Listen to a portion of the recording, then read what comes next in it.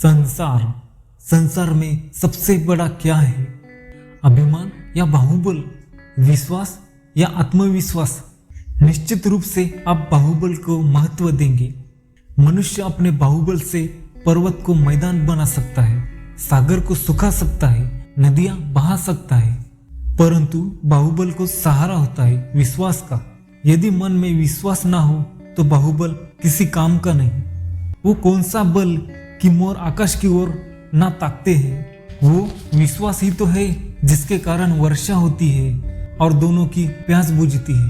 परंतु जब आपके बाहुबल का सामना धर्म के विश्वास से होता है, तब बाहुबल हार जाता है, क्योंकि जीतता है तो विश्वास, और विश्वास की विजय होती है। आस्था कीजिए, यदि आप सत्य के मार्ग पर चल रहे हो तो, और आप अपने प्रेम में आस्था रखते हैं तो किसी भी पापी का बल आपका कुछ बिगाड़ नहीं सकता। कभी सोचा है हमारा जीवन भी उस रेत की घड़ी की भांति है? जो रेत नीचे गिरती है वो हमारा अतीत है, और अभी जो ऊपर है वो हमारा आने वाला भविष्य है, और वर्तमान ये संकुचित स्थल है जहाँ से धीरे धीरे करके एक एक रेत नीचे गिर रही है। अर्थात हमारे पास जीने के लिए यही एक क्षण है। उसका उपयोग कैसे करना है ये तो आप पर निर्भर करता है। मनुष्य के जीवन में सम्मान का होना अधिक महत्व है। वो अपने हृदय को अपने मन से जोड़कर रखता है।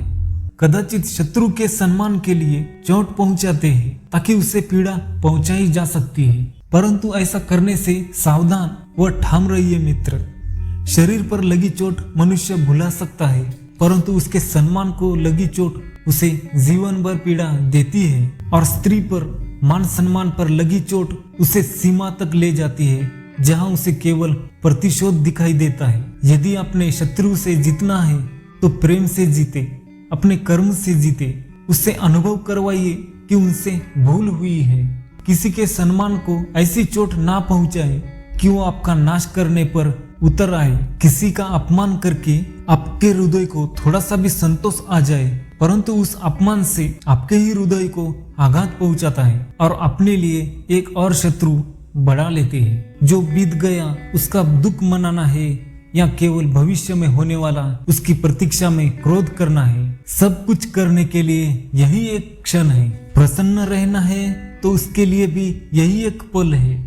प्रतीक्षा करते रहोगे ये काल भी भूतकाल में बदल जाएगा। इसलिए आनंद के लिए, परोपकार के लिए प्रतीक्षा ना कीजिए। आपके पास जो पल है उनका भरपूर सदुपयोग कीजिए, क्योंकि इसी घड़ी को पलटकर आप फिर से समय आवश्यक गिन सकते हैं, परंतु आपका बीता हुआ समय वापस नहीं लौटा पाएंगे।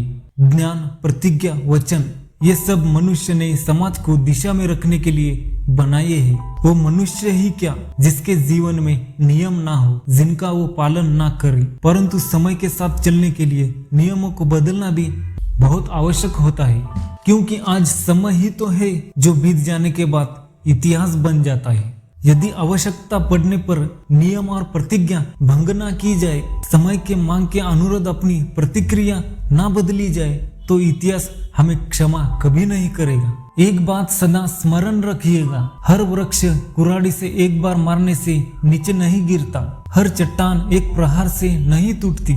सफलता पाने के लिए अनावरत परिश्रम करना ही मात्र एक मार्ग है। संसार का सबसे बड़ा पाप क्या है? असत्य बोलना, हत्या कर देना, चोरी कर देना या किसी का अपमान करना। संसार का सबसे बड़ा पाप है किसी निर्भय को सताना, और संसार का सबसे बड़ा दंड भी उस निर्भय के मुंह से निकली हाय है। मेरे मित्र, आप ठीक से सुन रहे हो मैं क्या बोल रहा हूँ? देखो, मैं एक आपको उदाहरण देता हूँ। मैं एक लोहा पिघला रहा हूँ और ये पिघलता है इस चमड़ी से निकली, धुनके से निकली हवा से। तनिक सोचिए, एक मृत पक्षी की चाल से इतने कठोर लोहे को भस्म कर सकती है। ठीक उसी प्रकार चाहे कितनी भी शक्तिशाली क्यों ना हो, क्या आपने किसी निर्बल या किसी निर्दोष को सताया हो तो उसके मन से निकली हाय और उसका श्राप आपके जीवन को भस्म कर सकता है। स्वर्ण, सज्जन, पुरुष और परोपकारी मनुष्य की गति एक समान होती है। यदि स्वर्ण टूट जाए तो उसे गर्म करो, ताप दो, पिघल करो, वो फिर से जुड़ जाता है। फिर उसी प्रकार मतभेद होने के पश्चात भी एक सज्जन पुरुष और एक महान पुरुष फिर से मित्र बन जाते हैं।